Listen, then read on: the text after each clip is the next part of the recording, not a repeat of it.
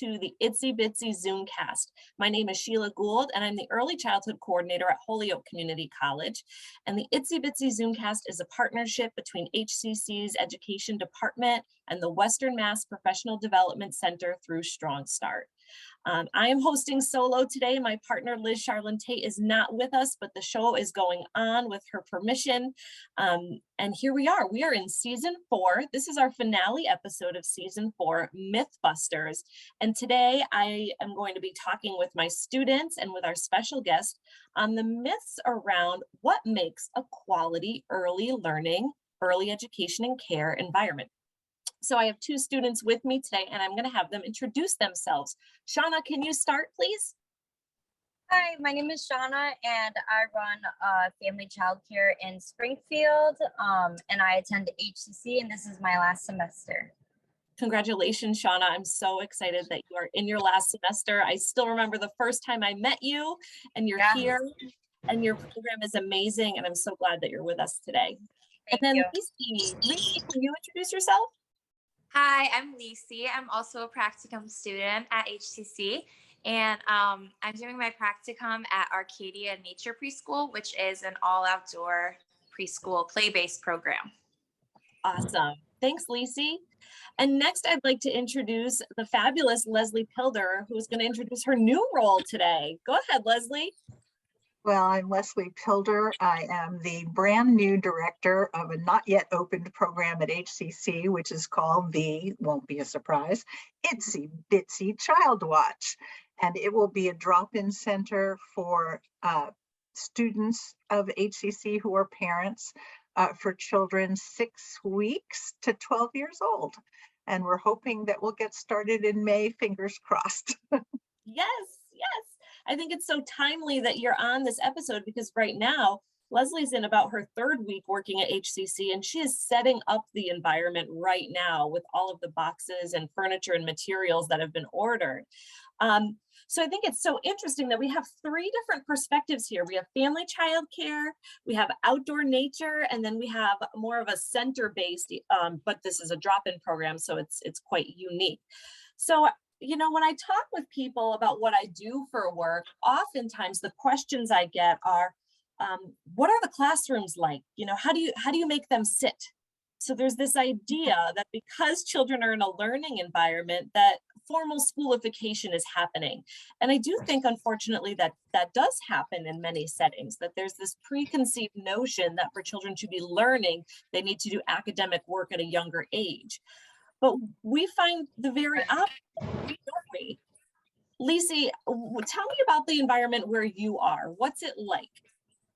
So we are all outside, and the kids are exploring the environment. They're playing. We have lots of centers, but it's all about exploring and playing and learning through play. Yeah.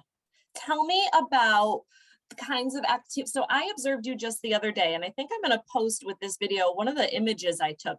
So when I was observing Lacey, it was an exceptionally windy day, exceptionally windy and cold March day, right? We were not out like a lamb yet. It was still, we were in like a lion. And I took some pictures. Tell me about the learning activity you designed and how you felt like it really was great for the kids' development. So right now, the kids are learning about birds. And they've been learning about birds for about a month. And so this activity, I wanted to get them moving since it was really cold. And so we made a mask out of a paper plate to represent a bird. And then we had these really long scarves that they got to dance with. We had a playlist of music, and it was just all about them dancing and like birds and singing like birds. And, you know, obviously you were there and you saw so much development and learning happening. It was great. You know, one of the things that I observe when I go to visit my practicum students is I observe how they utilize the environment, and they're all in very different environments. Heck, I almost didn't leave Shauna's the other day because I was having such a good time sitting on the floor with the little ones in her family childcare. But what I noticed when I observed in Lisi's environment was that she was able to make decisions about the children's experience based on what the environment was telling them and the way the children were looking to interact with the environment. So these scarves that they had, they were very long and they were shimmery and see-through, and they had, because it was so windy, they gently tied them around the children's waists so they wouldn't lose their scarves.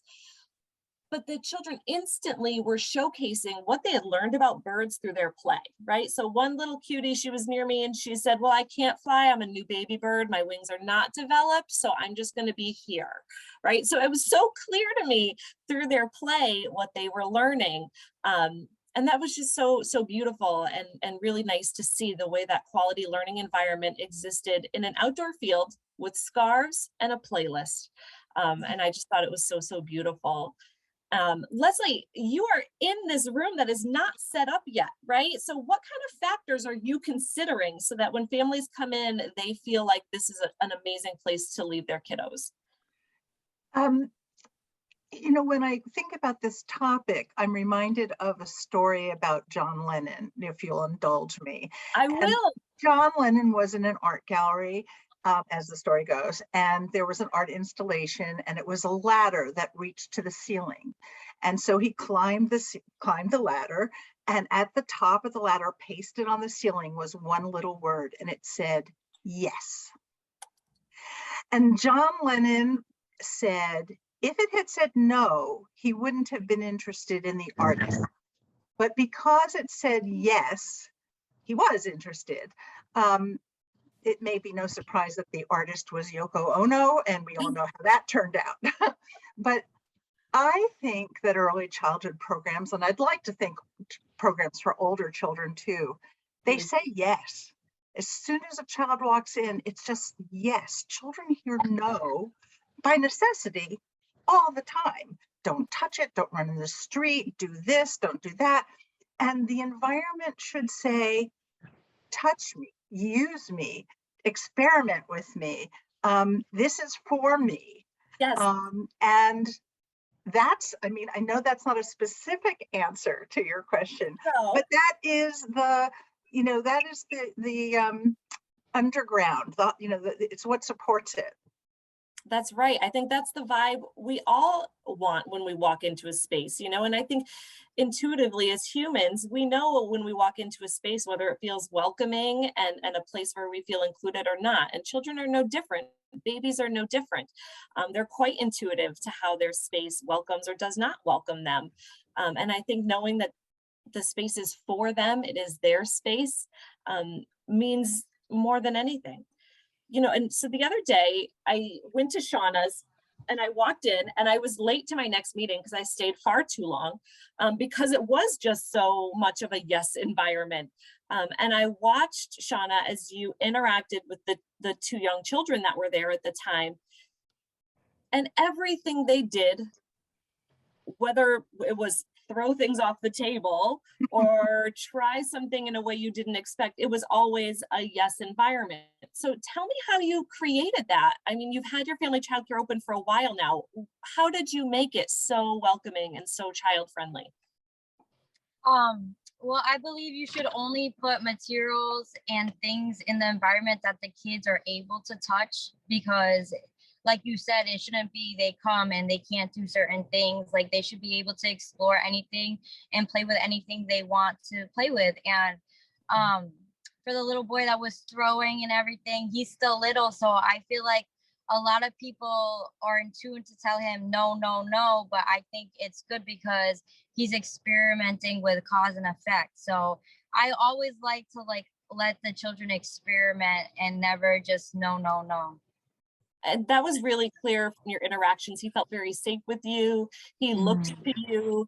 And you know, yes, he was throwing things, but it was a total exploratory throwing. And his demeanor was so playful and calm. And gosh, like I said, I almost didn't leave. And what I noticed about Shauna's space is something that I've also noticed in Lisi's and in the things that Leslie is unpacking, is that the color palettes are in the three environments, none of them are overwhelming. And I think there is this preconceived notion that children need very vibrant colors and patterns at all times. Leslie, in your experience in a variety of settings, what do you find is the most appropriately stimulating for kids? Well, firstly, I'm so glad you're mentioning this. Firstly, you want to highlight the things there are for the children to use. So, Mm, if there's too much to look at, that stuff's pasted on the walls or colors are just garishly bright, you don't actually see the materials. You're not, you're sort of overwhelmed. Um, Especially since I'm starting this program right now, I think always when you're starting a program for really young children, less is more. I don't mind starting a classroom with bare walls. The walls will get filled up with things that the children have made or things that express their interest at a particular time. Um, so calming colors, natural colors are I'm very personally fond of. Um, and again, a lot of space for the visual impact to be from the children. That's yes. really important to me. I also think it's really important to have some comfy spaces. That so much by necessity, often tables and chairs and hard floors and things like that. But a beanbag chair, if you're able to have a sofa or something like that, it goes a long way to making everybody feel happy. A It, rocking chair is a good thing to have. it is, and children, they are young. They need to be nurtured. They need to feel loved. And this is their home away from home. Many, many children spend 9, maybe more hours in care outside their homes. So to think that their space needs to be what we would traditionally consider a classroom really doesn't match with what we know about our youngest learners. So really thinking about how we can make that space their own and make it comfortable as well is just so important. Lisa, your space is so unique. How do you make it comfortable for the children when they're outside? What are some of the opportunities they have for sitting or resting? So we have work benches that they can sit on. We also have these things called thermos seats, and they're like these warm rubber seats that keep them warm. And then we have yoga mats. We have blankets and sheets everywhere. Um, there's also hay in the pavilion that keeps it comfy. Um, yeah, they like sitting in trees too, and relaxing there. Yeah, there's a lot of spaces that they can relax and sit down. Yeah. So students, as you're getting ready to graduate, and I know Shauna, you're looking to grow your family childcare, and Lisa is going to be continuing her career. What questions do you have for Leslie, who's experienced a variety of different settings, about how to make sure families know that your environment is quality when they may be expecting a more traditional classroom setting? Or maybe Leslie, you can just speak to that. I guess I already asked the question. How do you tell families, when you have a family that's saying, well, where do they write? Where do they, when they're asking those traditional questions, how Right, do we explain right, this to families? right. Um, One of the things that I'm very happy to tell parents now is, and I've been doing this obviously longer than you all have, is that we finally have the scientists on our side.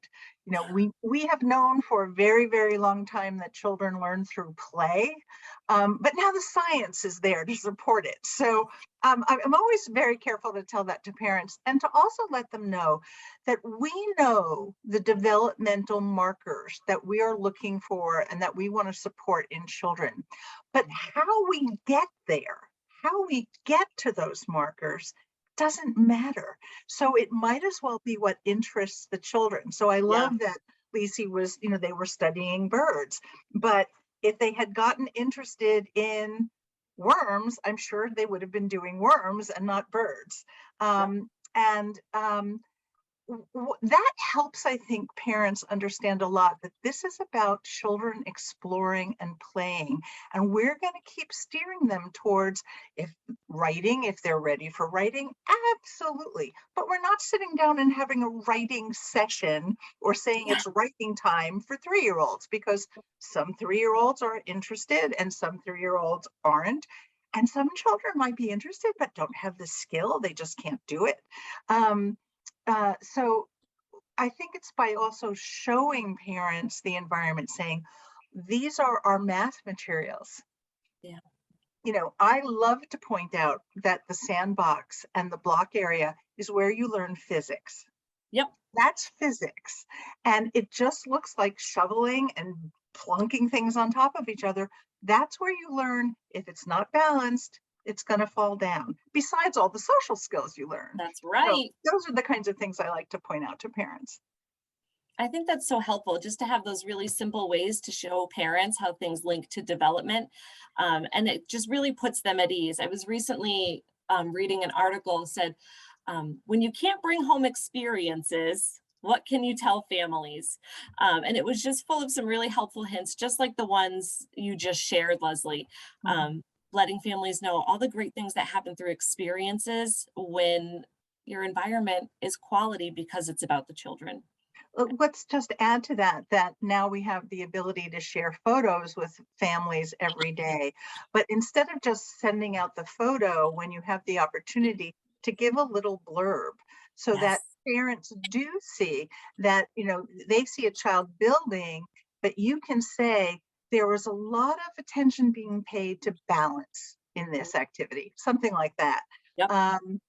That the child is putting one fork on every napkin, just looks to a parent like, I don't know, chores. But when we talk about just with a sentence saying, this is one-to-one correspondence, this is a developmental stage that your child has mastered or not, because you can see that there are some forks that don't seem to go on napkins. So that parents begin to understand that some of the things that they just don't think about, why would they, have in fact real meaning for us as educators.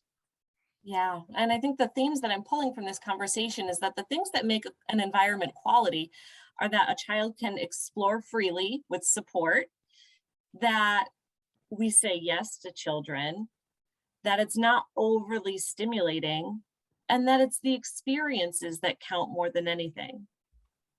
The child-led experiences. One of the things I noticed though, in Shauna, in your environment was how open it was. And there was a lot of natural light. And I think that that's something happening in all three of your environments. Obviously, Lisi's outside, right? So there's plenty of natural light. Shauna, your space, there were many, many windows and the wall color was very light. And then Leslie, there's a lot of natural light in the new space, isn't there? So much natural light, and I'm so glad you mentioned it. I was actually going to mention it before, that light, so many child care centers over the years have been in like church basements, right? They're in the worst the worst place possible. And of course the windows, and probably in most of our places anyway, the windows tend to be too high. They're not low where children can see. And so accommodating that, finding ways where children can look out the window is so important. But natural light, I think we all feel better when we have sunlight coming in. And of course the children, well, in Lisi's case, they're exploring or noticing the weather all the time. But for those of us who are indoors, just going, oh, it's snowing. And which also brings me to the fact that I've always said to parents and to teachers, I don't care what you've planned for the day. Your lesson plans, that's a wonderful thing to have. That's what you've got in your pocket in case you need something. If it's the first snow, Yeah. that's your curriculum for the day. You have no choice about that. But that's one of the things I love about early childhood. If someone comes in and says, Mommy had a baby yesterday, that's your curriculum. And if you're lucky enough, you've got enough things in your bags of tricks where you can address those things as they happen. And now we're blessed with the internet, so that if you're not prepared, it takes you about 5 minutes during nap time to find out what you need to know to bring you up to speed. But yeah, natural light and just being able to go with the flow. Yes, it's that authentic purpose for learning when the children have an authentic interest or a need or a curiosity. Building off that is so important. I had a classroom once, we had a full wall of windows, and we were so lucky because outside one of our windows was the school dumpster, which meant dump truck came twice a week. We did vehicles for months. They couldn't get enough about vehicles. And it was excellent. It was absolutely excellent. We had a whole car wash inside the classroom, and there was teamwork and bilateral practice and just all these wonderful things. But we had natural light, and we had, gosh, this bi-weekly stimulus from the dump truck that came, and we loved it. We absolutely loved it. It gave them that authentic purpose for learning because they wanted to learn more about what was happening directly in their world. I can't believe that it's already been over our time. It's so fun to talk about early learning environments, and it was great to have 3 different perspectives here, from family childcare, center-based, and outdoor programming, all really believing that the environment needs to belong to the children, and that we are just there to guide them, keep them safe, and keep them exploring. So I can't wait to see the opening of the Itsy Bitsy Child Watch program so we can see how beautiful that environment turns out. I want to thank Lisi and Shauna for their dedication to their environments and providing children with developmentally appropriate and really engaging opportunities in their young lives. And that is the end of season 4 of the Itsy Bitsy Zoomcast. Congratulations. Season 4 Mythbusters, but we will be back for season 5, and hopefully throughout the summer we'll have some little mini episodes like we did last summer. So thank you, Lisi, Shauna, and Leslie, for your time today and your dedication to working with children and families. Thank you, everyone. Thank you. Bye.